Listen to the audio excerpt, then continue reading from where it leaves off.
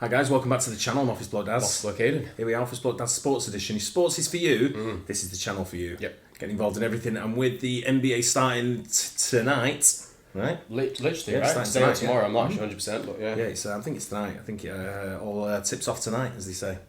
So, who do you Lakers think- v Nuggets gets it going. Who are you going for the title this season? You know what? I'm going to say it. San Antonio. The Milwaukee Bucks. Milwaukee Bucks. Oh yeah, because they've got what's it now, haven't they? Damian Lillard. Yeah. It's Dame time. It's Dame time. It is Dame time. And they're going to be a team to beat. But I think the Nuggets will be up there again, 100%. Yeah, you got all these other. So will the Warriors. Celtics. As well. Yeah, Celtics will be Miami. There'll be a few teams there. It looks to be a good season, but because you've also got this in-season tournament as well, haven't you? Like the Cup. I'm looking forward to that. My tip for that was Dallas Mavericks. Yeah. It's not the worst. They've got some top players at Dallas Mavericks. Oh no, I know they have. I know. So Doncic is there, isn't he? So he's Kyrie Irving. Yeah, Kyrie Irving. Anyway, this is a bit of Jimmy Highroller, our go-to basketball channel. Yep. What did I just witness?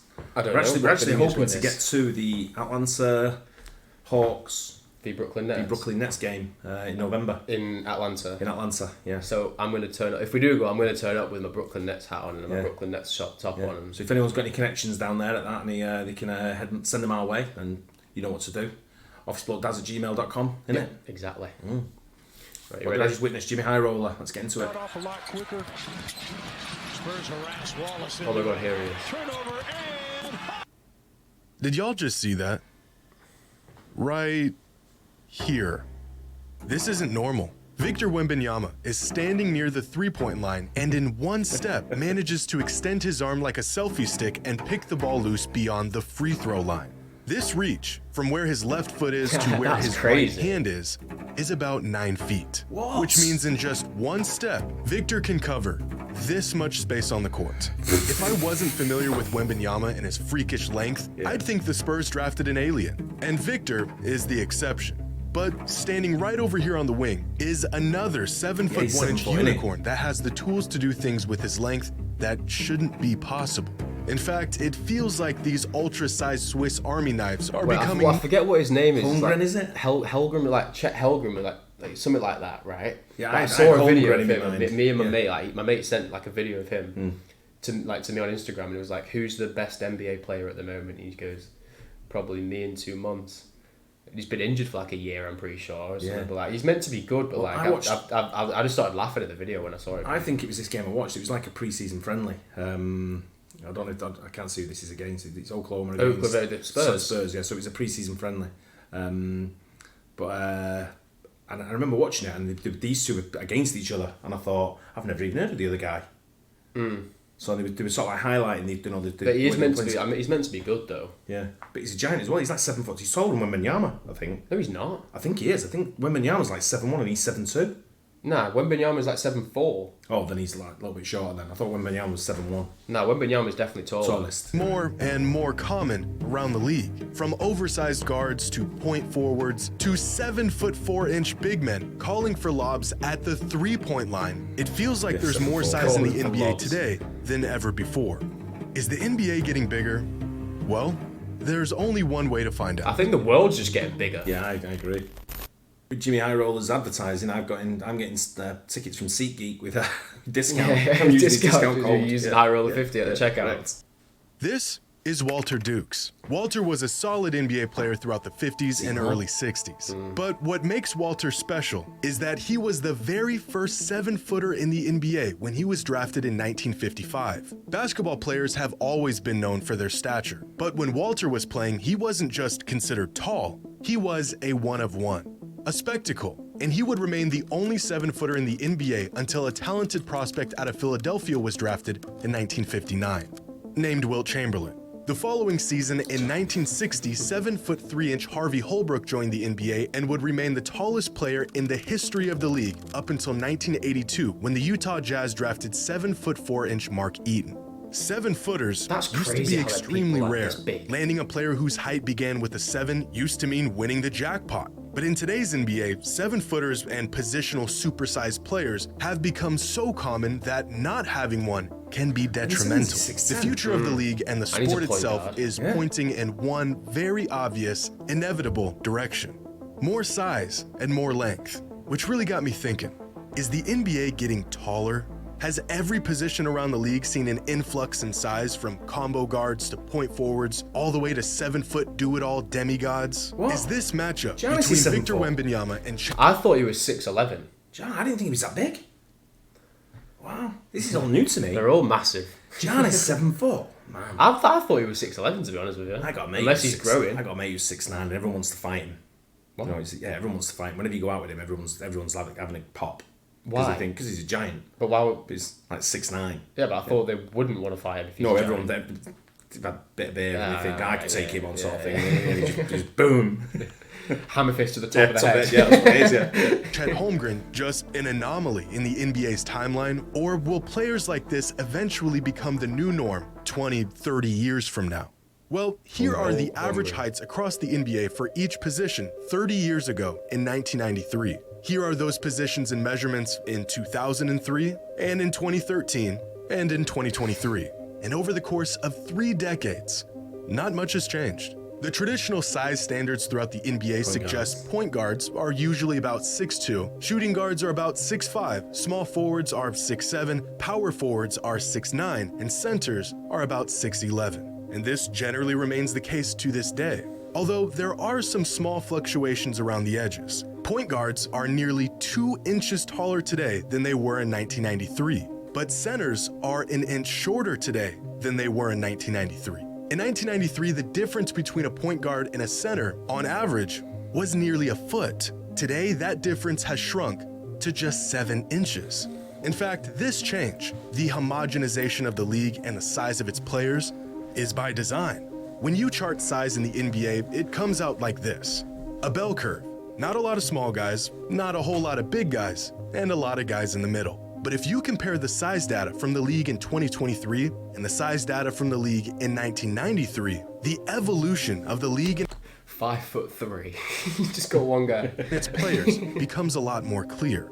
In both of these seasons, the average height of players across like the Muggsy league Bogues, is right? exactly the same, 6 feet 6.7 inches. That would suggest that things really haven't changed over the last 30 years. But once you see how that size is distributed, you can get a better understanding of the evolution of the game.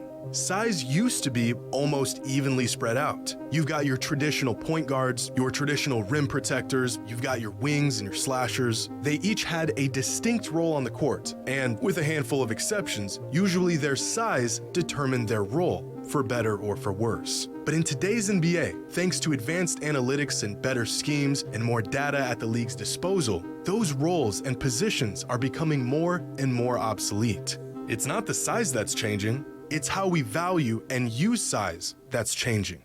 In 2023, the most common height in the league is 6'5", and this range right here, the middle guys, the Swiss Army knives, makes up nearly 60% of all players. In 1993, the most common height was 6'9", and those middlemen made up just 43% of the league.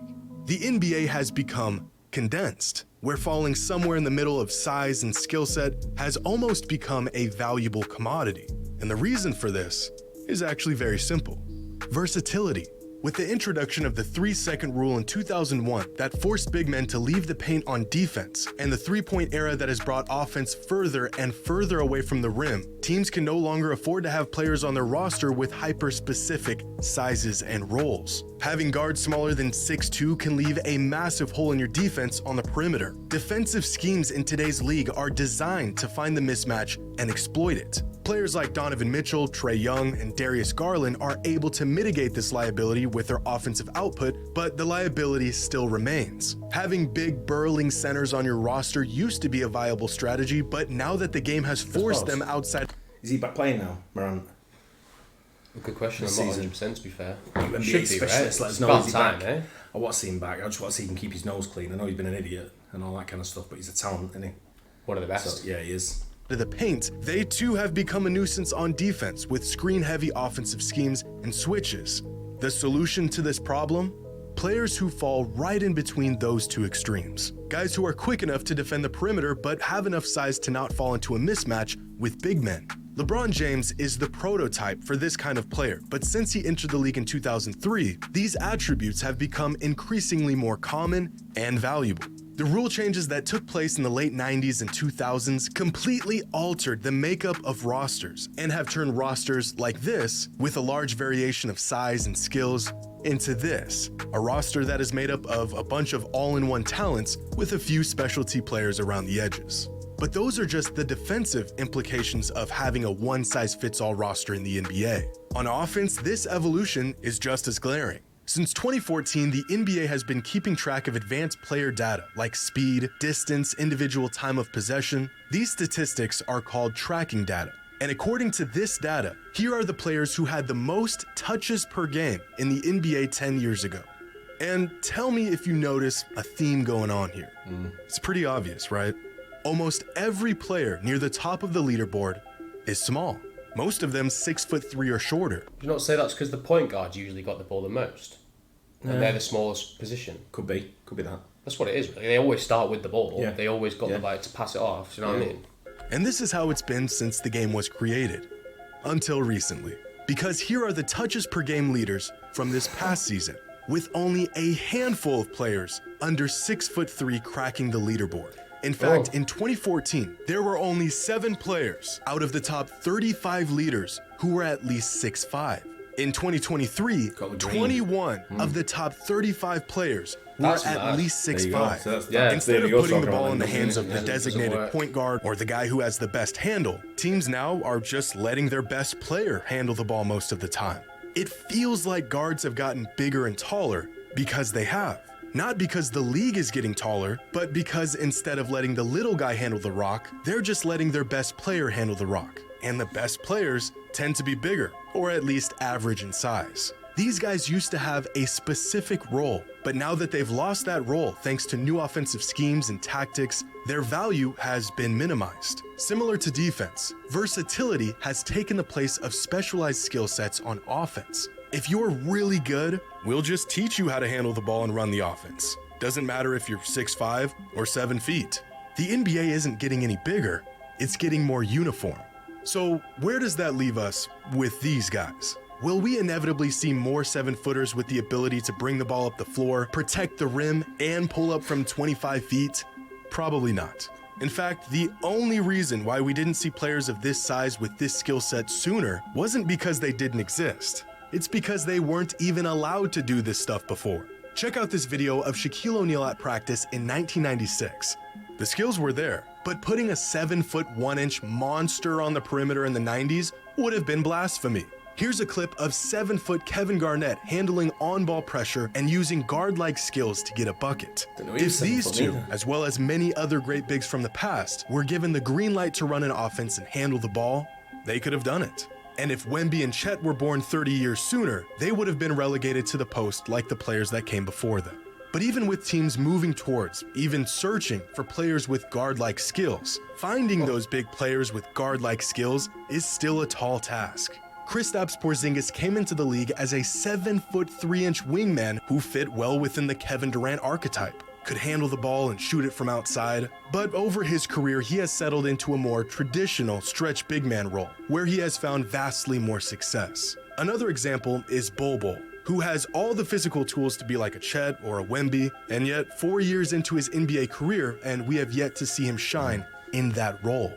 We may not see more players with this particular blend of size and skill for a while. These guys are outliers. The goal here is size and shooting and switchability. If you can get super size with all of those skills, well, that's just icing on the cake. The versatility these types of players provide has, at least to the perception of these teams, outweighed the unique skill sets of players and their roles from the past. With homogenization comes adaptability and switchability. And with this evolution came the extinction of most hyper-specific, highly volatile sizes and roles. And this data right here may demonstrate this evolution better than anything else. It's a chart of every player in the NBA in the 1996-1997 season based on height and weight. And as we touched on before, there was no shortage of variety in the league 25 years ago. Way down here is the smallest player in NBA history, 5'3" Muggsy Bogues. Pretty confident in saying we'll never see another player like this in the NBA again. And on the complete opposite end of the spectrum is George Mirasan, the largest player in NBA history. Some other outliers include Priest Lauderdale, a 7'4", 330-pound behemoth of a man. You also got 7'6" Sean Bradley. Here's 7'1", 300-pound Shaquille O'Neal. But the majority of players in 1997 fell within this range of size, about 6'8", 6'9", 230 pounds. And now here is every player from the 2022-2023 NBA season. All those big enforcers that used to live in the paint have been drastically thinned out. The small guys are still around, but not nearly as much as they used to be. And in the place of those players are these players who are somewhere in between big and small and can do a whole lot of both. The NBA isn't getting bigger, it's actually getting more average. Oh, yeah. And here's Victor Wembanyama and Chet Holmgren. Two extraordinary outliers in a league that has become increasingly ordinary. What was Chet there, like 7'1", but like 180 pounds? Is that what it was? Something 7'1", like that. 180. 185 pounds, Both. maybe. I was talking to one of my mates about it. It's the American lad, and we were talking about basketball, and I said, I'd be interested to see how Wembanyama does this season, because for me his frame doesn't give me that appeal of going up against someone like a LeBron or a Giannis. You know what I mean? If you look at Giannis, he's only Giannis is 7 foot. If you look at a picture of Giannis when he was first into the league, he looks exactly like Wembanyama. Not that gangly, but yeah, a little bit. Like 3 inches short. Yeah, but not as thin. Yeah, maybe sort of not thing. as thin, but like he was still. Wembanyama He was thin. He looked like. Yeah. He did look like them. Yeah, but Wembanyama there, he's got a lot. If he's coming up against someone like Giannis, who's 7 foot, and they're both going head to head, like for challenges and stuff. My money's on Giannis all the time. Yeah. For people, he's just built different. But again, it comes to skill as well. It's not just about physical ability. It comes to skill when it comes to basketball. I've not seen enough of Wembanyama. No, I've not. I'm just hoping I'm hoping he does turn it on for a young lad going into the NBA.